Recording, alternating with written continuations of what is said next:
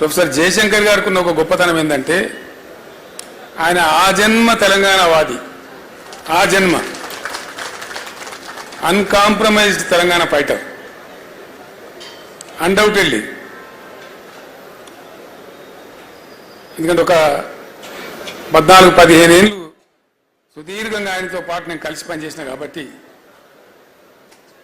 అనేక సందర్భాలలో ప్రయాణంలో కావచ్చు, ప్రస్థానంలో కావచ్చు, చర్చలలో కావచ్చు, ఎంత గొప్పవాడు ఆయన అంటే ఈ టైంలో నేను ఆయన స్మరించుకోకుండా ఉండలేను. అట్లాంటి మనుషులు అరుదుగా ఉంటారు ప్రపంచంలో. ఎక్కడి నుంచి ప్రారంభమైంది సార్ మీ ప్రస్థానం అంటే, హైదరాబాద్ స్టేట్గా ఉన్నప్పుడు, అక్కడ ఆంధ్ర రాష్ట్రం ఉన్నప్పుడు నిజాం రాజు పెట్టినటువంటి పాఠశాలలు ఉండేవి మన దగ్గర.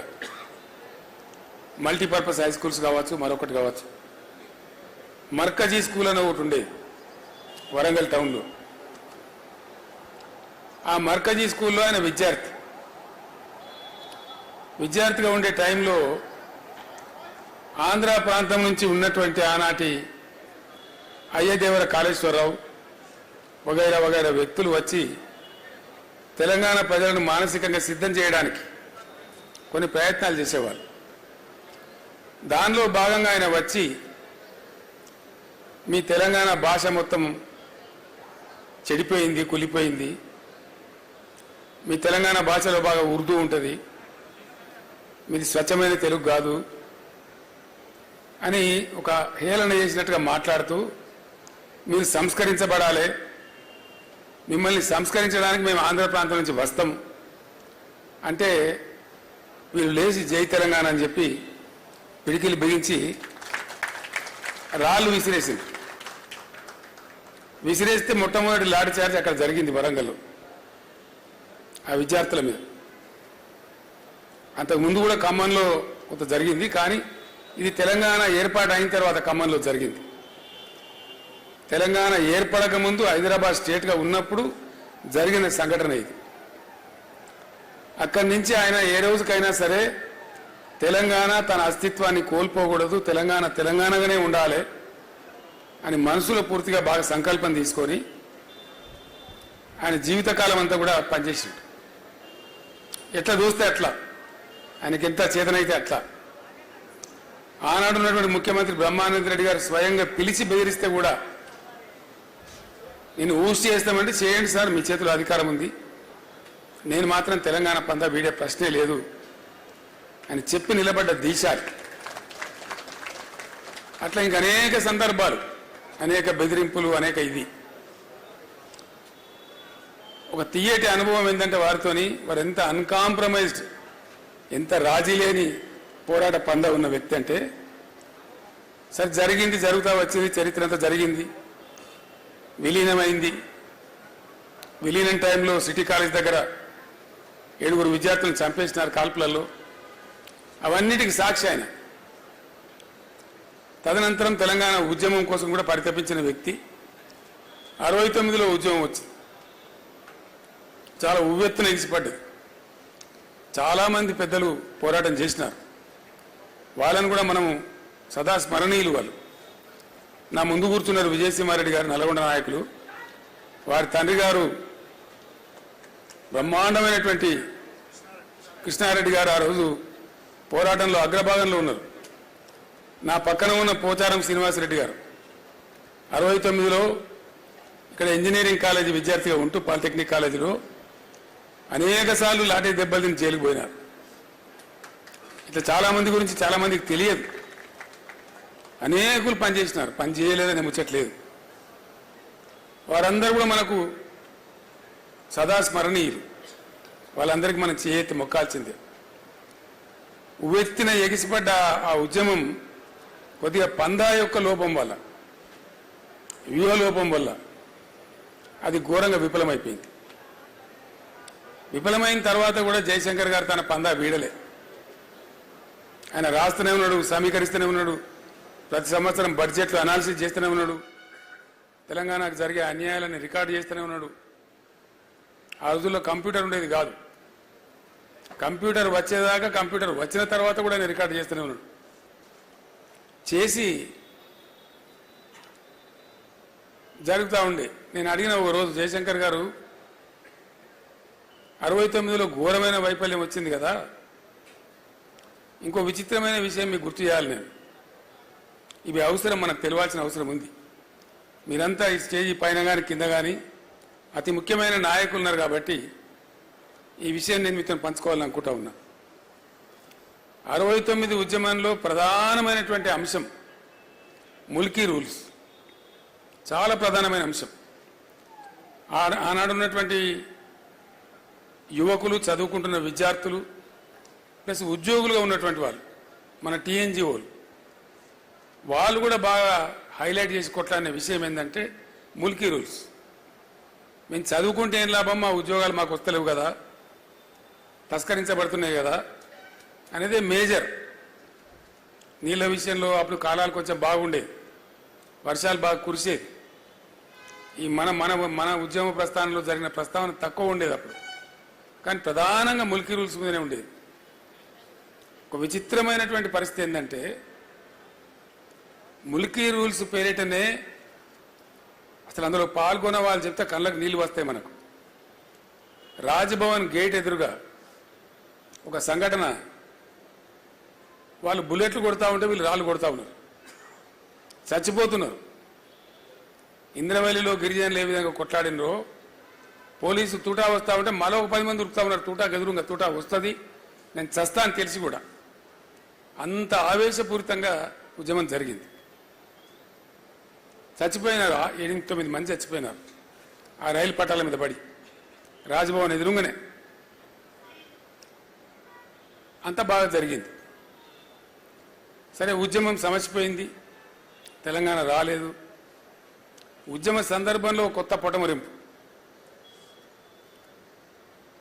ఉద్యమం అయిపోయిన తర్వాత పివి నరసింహారావు గారిని ముఖ్యమంత్రి పెట్టినారు. పివి నరసింహారావు గారు ముఖ్యమంత్రిగా ఉన్నారు. ఆయన కూడా తెలంగాణ బిడ్డ. ఆయన 2 రాష్ట్రాలు కలవాలని ఉండే ఆయనకు పాపం విశాలాంధ్రలో ఏదో గొప్ప జరుగుతుందని ఆయన కూడా ఆశపడ్డాడు. కానీ మోసం జరిగింది, ఆయన మనసులో ఉంది. ముల్కీ రూల్స్కు సంబంధించిన అంశం పోరాటం నుంచి, ఉద్యమ రూపం నుంచి పోయి లీగల్ బ్యాటిల్గా మారి సుప్రీంకోర్టులో పెండింగ్లో ఉంది. కరెక్ట్గా 73లో పివి గారు ముఖ్యమంత్రిగా ఉండే టైంలో సుప్రీంకోర్టు తీర్పిచ్చింది తెలంగాణకు అనుకూలంగా. Mulki rules shall continue for Telangana అనగానే ఆంధ్రాలో జయాంధ్ర మూమెంట్ పెట్టింది.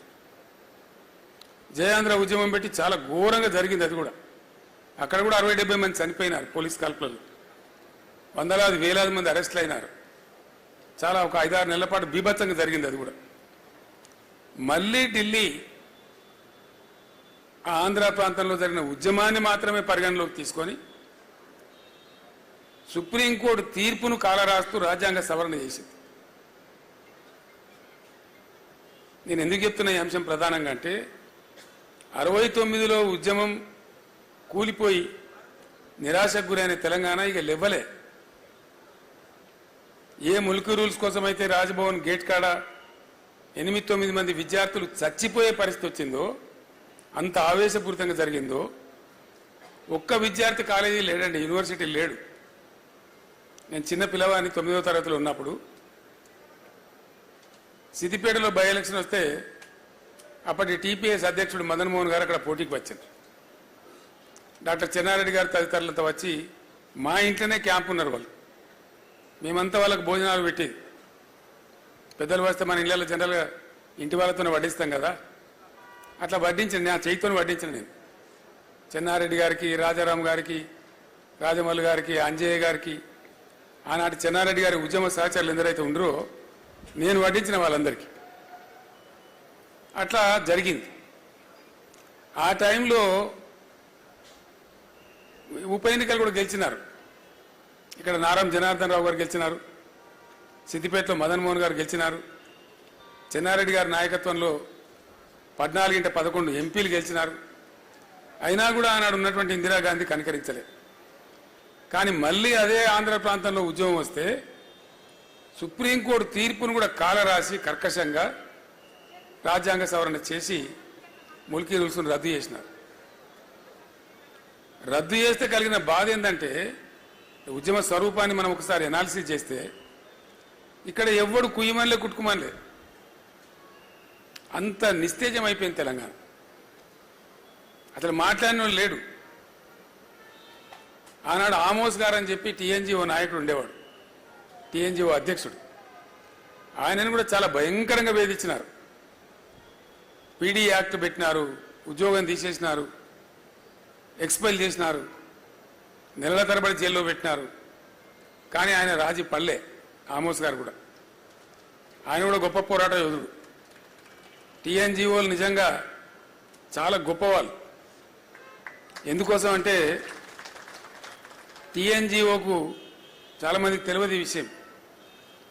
బ్యాచిలర్ క్వార్టర్స్ ఉంటాయి కదా మొజాంజాయి మార్కెట్లో, ఆ బ్యాచిలర్ క్వార్టర్స్ కట్టింది ఎవరంటే నిజాం రాజు. ఆ రోజు టీఎన్జిఓలు పోయి అడిగితే నిజాం రాజు ఒక ఆఫీస్ కేటాయించినాడు. ఎక్కడ? Bachelor quarters. ఇప్పుడు కూడా ఉంది ఆ ఆఫీస్ టీఎన్జిఓలకు. గాంధీ భవన్ పక్కన ఉండే ఆఫీస్ అని అనుకుంటారు చాలామంది తెలియక. ఈవెన్ నౌ టీఎన్జిఓలకు ఆ కార్యాలయం ఉంది. ఆ టీఎన్జిఓ కార్యాలయం ఇప్పుడు కూడా ఉంది. తమాష ఏంటంటే ఆంధ్రప్రదేశ్ ఏర్పడి 58 సంవత్సరాలు ఆంధ్రప్రదేశ్గా కొనసాగిన టీఎన్జిఓలు మాత్రం వాళ్ళ ట్యాగ్ తీసేసుకోలే. ఎంతమంది ముఖ్యమంత్రులు, గివ్ ఏ బిగ్ హ్యాండ్. ఎంతమంది ముఖ్యమంత్రులు ఉన్నారు కదా, స్వామిగౌడ్ గారా, వారు టీఎన్జిఓ అధ్యక్షులుగా పనిచేసిన ఉద్యమంలో ఉరుగు తొలగించారు. దేవి ప్రసాద్ గారు ఉన్నారు. వాళ్ళు ఎన్నడూ కూడా ఆ టీఎన్జిఓ ట్యాగ్ తీసేయలే. ఒకటే స్టేట్ కదనా, ఎందుకయ్యా మళ్ళీ తెలంగాణ పేరు మీద ఉద్యోగ సంఘం అంటే మేము తెలంగాణ ఉద్యోగ సంఘంగానే ఉంటాం, మంచి అయినా సరే చెడ్డ అయినా సరే అని ఉన్నటువంటి ఒక గొప్ప సంఘం టీఎన్జిఓ సంఘం. కొద్దిమంది అంటే జయశంకర్ లాంటి వాళ్ళు, టీఎన్జిఓ లాంటి వాళ్ళు అక్కడోళ్ళు తమ పట్టు మీద ఉన్నారు. మనసులో ఉన్న భావాన్ని అట్లా పెట్టుకొని ఉన్నారు. దిక్కుమొక్కు లేకపోయినా ఉన్నారు. ఇట్లా ఉండే తెలంగాణ. నేను జయశంకర్ గారిని అడిగిన, సరే ఉద్యమం ఆరిపోయింది, ఎక్కడో లేకుండా అయిపోయిండు, ముల్కీ రూల్సే రద్దు చేస్తే మాట్లాడేవాళ్ళు లేకుండా పోయిండు, మరి మీరు ఏం చేశారు సార్ అని అడిగిన. ఏం లేదు, లెక్కలేసుకుంటా కూర్చున్నా, ఎక్కడన్నా సుఖదగి పడేట్టు మీటింగ్ పిలిస్తే పోదుంటి, అందులో భాగంగా మీ దుబ్బాక కూడా వచ్చినా అని చెప్పిండు ఆయన. మీ దుబ్బాక ప్రాంతమే కదా, అక్కడ కూడా వచ్చినా అని చెప్పిండు. ఎంతమంది వద్దరు మీ మీటింగ్లో కొని అడిగిన నేను. ఓ 15 మందో 10 మందో 20 మందో వచ్చేది. అక్కడికే మేము తృప్తి పడేది అన్నాడు. ఎందుకు ఆ ఆ సభలు ఎందుకు కొనసాగించారు అంటే ఆయన నికార్సైన తెలంగాణ వాది కాబట్టి నాతో ఒక మాట చెప్పిండు. ఏనాటికన్నా ఓ కేసీఆర్ లాంటి ఒకడు రాకపోతాడా తెలంగాణకు? వచ్చే నాటికి ఎవడన్నా ఒకడు వస్తే తాలూకాకు 10 మందో 15 మందో రెడీగా ఉండాలి తెలంగాణ వాదులు అనే దాంతో మేము కొనసాగించినాము. ఆ సోయి మిగిలింటే చాలు అనుకొని ఆ తిప్పల పడ్డాము అని చెప్పిండు ఆయన. అంటే నికార్సైన తెలంగాణ వాదులు, నిజమైన తెలంగాణ వాదులు అవి అట్లా పనిచేసిండ్రు, అట్లా ఉన్నారు. పాపం ఆశ లేదు, ఆదరించే వాళ్ళు లేడు, అన్నం పెట్టేవాళ్ళు లేడు, కార్లు లేవు, బ్యాండ్లు లేవు, మేళాలు లేవు, ఏం లేదు. వ్యక్తులుగా ఉన్నా కూడా వాళ్ళ పట్టుదల అంత గొప్పగా ఉండి పనిచేసిండ్రు. సో వారితో పాటు కొంతమంది సహచరులు ఎప్పటికప్పుడు షేర్ చేసుకునే వాళ్ళు ఉన్నారు. నిజానికి నేను ఉద్యమం ప్రారంభించేదాకా జయశంకర్ అనే ఒక వ్యక్తి ఉండని నాకు కూడా తెలియదు. I never knew. ఎంత కూరుకపోయింది పాతాళ లోకంలో అంటే చాలా దారుణంగా. అసలు మనోళ్ళే మొత్తం హైదరాబాద్లో బతుకమ్మ పండుగ ఆడితే మోటు ఆడే పరిస్థితి లేదు. తెలంగాణ బిడ్డలే కానీ బతుకమ్మ ఆడితే ఏమనుకుంటారో ఏందో అనే పరిస్థితి హైదరాబాద్లో. మనోళ్ళంతా ఆనగకాయ బంద్ చేసి సొరకాయని మొదలుపెట్టారు, పుంటికూర బంద్ చేసి గోంగూరను మొదలుపెట్టారు. అంటే మన మాతృభాషను, మన స్వతహాగా మన పుట్టినప్పటి నుంచి ఉన్నటువంటి భాషను కూడా మాట్లాడితే మొరటేమో ఏమని అనుకుంటారేమో అనే స్థాయికి నెట్టివేయబడ్డ తెలంగాణ.